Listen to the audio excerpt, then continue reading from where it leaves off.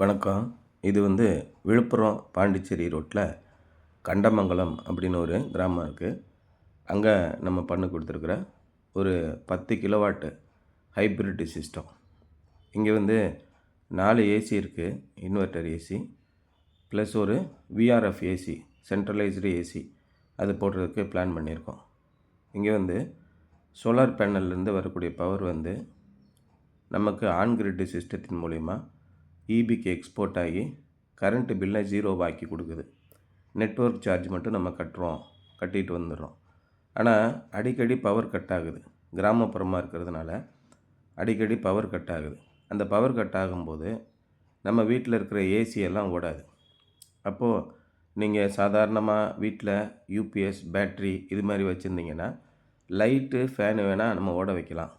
இது மாதிரி பெரிய எக்யூப்மெண்ட்டு, லக்ஸரியான 4-5 ஏசி, சென்ட்ரலைஸ்டு ஏசி இதெல்லாம் நீங்கள் ரன் பண்ணணும் அப்படின்னா, இப்போது லித்தியம் பாஸ்பேட்டில் உங்களுக்கு பேட்ரி வந்திருக்கு.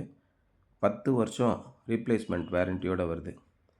அப்போ அந்த 10 வருஷமும் சர்வீஸ் ரீப்ளேஸ்மெண்ட் வாரண்டி கிடைக்கும்போது உங்களுக்கு ரொம்ப கம்மியான விலையில் வந்துடுது.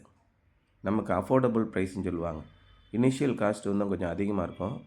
ஆனால் இது லக்ஸரியான ஹோம்ஸ்க்கு ரொம்ப ரொம்ப யூஸ்ஃபுல்லாக இருக்கும். பவர் ஃபெயிலியர் ஆனதே தெரியாது.